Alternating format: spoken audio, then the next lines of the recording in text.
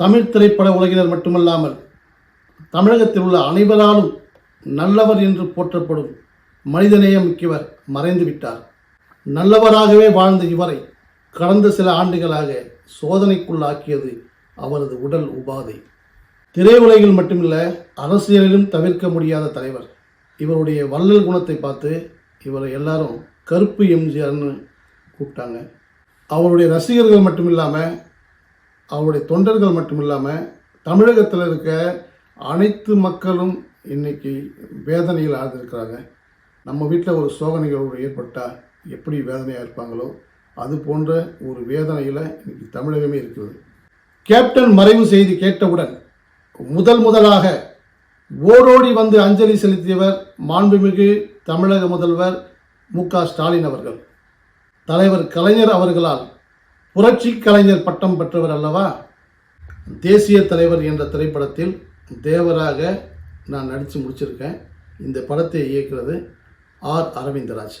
இவர் கேப்டன் நடித்த ஊமை விழிகள், உழவன் மகன் போன்ற மாபெரும் வெற்றி படங்களை இயக்கியவர். திரைப்பட கல்லூரியில் படித்த மாணவர்களை வாய்ப்பளித்து அவருக்கு வாழ்வளித்தது புரட்சி கலைஞர் விஜயகாந்த் அவர்கள் தான். திரையுலகிலும் சரி, அரசியலிலும் சரி, இனி அவர் இடத்தை யாராலும் தொட முடியாது. நடிகர் சங்கத்தை மீட்டெடுத்த இந்த மாபெரும் தலைவருக்கு விரைவில் நடிகர் சங்கம் சார்பில் சிலை வைக்க வேண்டும். புரட்சி கலைஞர் விஜயகாந்த் கேப்டன் அவரோட நான் ஒரு சிறு வயதில் ஒரு படத்தில் நடிச்சிருக்கேன். அந்த படத்தின் பேர் ஒரு இனிய உதயம். இதை இயக்குனர் செல்வம் அவர்கள் இயக்கியிருந்தாங்க. இதை சூப்பர் சுப்ராயன் மாஸ்டர் ஒரு சண்டை காட்சி எடுத்தார். அதில் கேப்டனுக்கு நான் கராத்தே சொல்லி கொடுக்குற மாதிரி ஒரு சீனு. நான் இப்போ சிறு வயதில் இருக்கிறப்போ அவருக்கு சொல்லிக் கொடுப்பேன். அந்த சீனில் அவர் நடிக்க வரும்போது அவர் அந்த செட்டுக்குள்ளே நுழைஞ்ச ஒய்எம்சியில் தான் எடுத்தாங்க. அந்த செட்டுக்குள்ளே நுழைஞ்ச உடனே அவருடைய ஆளுமை, அந்த சிங்கிள் மேன் லீடர்ஷிப் அதுக்குள்ளே நுழைஞ்ச உடனே நான் பார்த்தேன். அந்த ஒரு சீன் எடுக்கிறப்போ கேப்டனுக்கு அந்த ஃபைட்டில் அந்த ஷோல்டர் இறங்கிடுச்சு கீழே. அப்போது வலியால் துடிக்கிறாரு.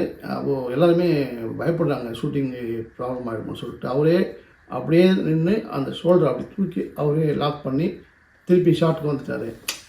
இதை பார்க்குறப்ப அவருடைய தன்னம்பிக்கை, அவருடைய தைரியம், எதையே தாங்கக்கூடிய சக்தி கேப்டன் தான். Salute captain. அவரை பிரிந்து வாடும் கோடான கோடி ரசிகர்களுக்கும் அவரது தொண்டர்களுக்கும், அன்னியார் பிரேமலதா அவர்களுக்கும், அண்ணன் சுதீஷ் அவர்களுக்கும், நண்பர் சண்முக பாண்டியன் அவர்களுக்கும், நண்பர் விஜயபிரபாகரன் அவர்களுக்கும் மற்றும் அவரது நண்பர்களுக்கும், திரையுலக அனைத்து மக்களுக்கும் என்னுடைய ஆழ்ந்த இரங்கலை தெரிவித்துக் கொள்கிறேன். அவருடைய ஆன்மா எல்லாம் வல்ல இறைவனின் நிழலில் இழைப்பாரணும். அதுக்காக நான் வணங்கக்கூடிய எல்லாம் வல்ல இறைவனை வேண்டுகிறேன். நன்றி. வணக்கம்.